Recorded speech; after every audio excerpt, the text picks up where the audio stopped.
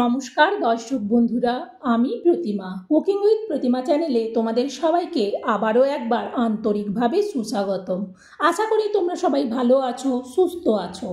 আমিও তোমাদের মতো ভালো বন্ধু পেয়ে বেশ ভালো আছি। আজকে আমি তোমাদেরকে তৈরি করে দেখাবো পটেটো ফ্রেঞ্চ ফ্রাই, একটু অন্যরকমভাবে। দোকানে একেবারে প্লেন পাওয়া যায়, আমি সেটা একটু অন্যরকমভাবে এইভাবে বানিয়ে দেখেছিলাম, খেতে খুব সুন্দর লাগে, তাই ভাবলাম তোমাদেরকেও শেয়ার করি।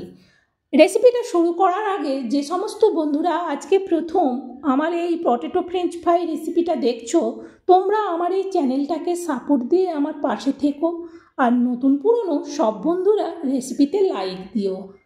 দেখো, পটেটো ফ্রেঞ্চ ফ্রাই বানানোর জন্যে আমি এখানে 2 পিস মিডিয়াম সাইজের আলু নিয়েছি। এবার এই আলু দুটোকে ছাড়িয়ে নেব। দেখো, ছাড়িয়ে নিয়ে চলে এসেছি। এরপর আলু দুটোকে কেটে নেব। আলুগুলোকে দেখো ফিঙ্গারের মতো করে মোটা মোটো করে কেটে নিয়েছি। দুটো আলুতেই অনেকগুলো হয়েছে কাটা। এরপর এই আলুগুলোকে আমি একটা শুকনো খবরের কাগজ নেব। খবরের কাগজের মধ্যে করে এর থেকে এক্সট্রা জলটা শুকিয়ে নেব। যাদের বাড়িতে টিস্যু পেপার থাকবে টিস্যু পেপার দিয়ে করতে পারো, না যদি টিস্যু পেপার থাকে এইভাবে খবরের কাগজ দিয়ে করে নিলেও হবে। এইভাবে ভালো করে একটু চেপে নিচ্ছি, এতে করে আলুটা যে ধুয়েছিলাম এক্সট্রা জলটা শুকিয়ে যাবে। এরপর ভালো করে আলুগুলোকে একটু পেপারের মধ্যে মিলিয়ে দিচ্ছি। পেপারটাকে সাইডে সরিয়ে দেবো। এবার একটা ছোট্ট জায়গা নিলাম, সেই জায়গার মধ্যে আমি দিয়ে দেবো চা চামচের মাপে 2 চামচ কর্নফ্লাওয়ার। এরপর এতে দিয়ে দেবো পরিমাণ মতো লবণ, আর দেবো এতে অল্প একটু শুকনো লঙ্কার গুঁড়ো, আর দেবো এতে অল্প একটু বেকিং সোডা। এবার সব কিছুকে শুকনো অবস্থায় ভালো করে মিশিয়ে নেব।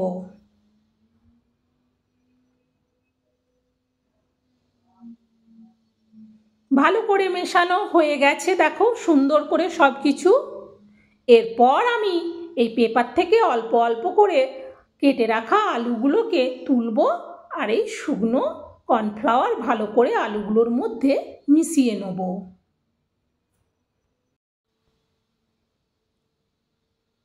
ঠিক এই একই রকমভাবে সব আলুগুলোকে এই শুকনো কর্নফ্লাওয়ারের সাথে মিশিয়ে নেব। সবগুলো মেশানো আমার হয়ে গেছে। এরপর এতে যে এক্সট্রা গুঁড়োটা এখনও আছে, এই এক্সট্রা গুঁড়োটার সাথে আর একটুও কিছু দিতে হবে না, শুদ্ধ একটা ডিম নেব। একটা ডিম ভেঙে ওর মধ্যে দিয়ে দেবো। এইবার এই ডিমটাকে ভালো করে এটার সাথে মিশিয়ে নেব। মিনিট 5 ধরে একটু এটাকে ফেটাবো। সুন্দরভাবে এটা হয়ে গেছে। এটা ফেটাতে ফেটাতে আলুতে জল কেটে যাচ্ছে। এরপর আমি এই রেডি করে রাখা আলুগুলোকে সব এই মিশ্রণের মধ্যে একসাথে ডুবিয়ে নিচ্ছি। পটেটো ফ্রেঞ্চ ফ্রাই এমনি প্লেন হয়, সেটা যতটা না খেতে ভালো লাগে, এইভাবে বানাও, দেখবে খেতে খুব সুন্দর লাগে। সবগুলো রেডি হয়ে গেছে। এবার আমি গ্যাস জেলে দিয়ে কড়া বসিয়ে দিয়েছি। কড়াতে দিয়ে দিচ্ছি তেল। খুন্তি দিয়ে একটু তেলটাকে চাড়িয়ে নিচ্ছি। এবার তেলটা গরম হতে হতে আবারও আমি এই কাঁচিটা সরিয়ে দিয়ে দেখো আমি কিছুটা ব্রেড ক্রাম্বস নিয়ে নিয়েছি। এই ব্রেড ক্রাম্বস এই পটেটোগুলোকে এবার এর মধ্যে ভালো করে মিশিয়ে নেব।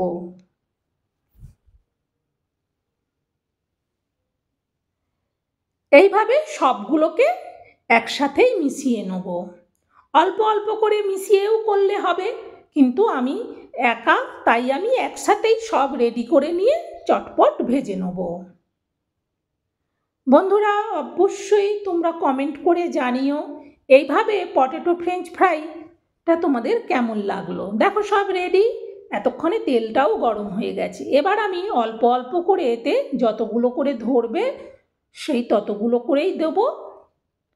এক সাইড হয়ে গেছে, আস্তে করে উল্টে দিচ্ছি।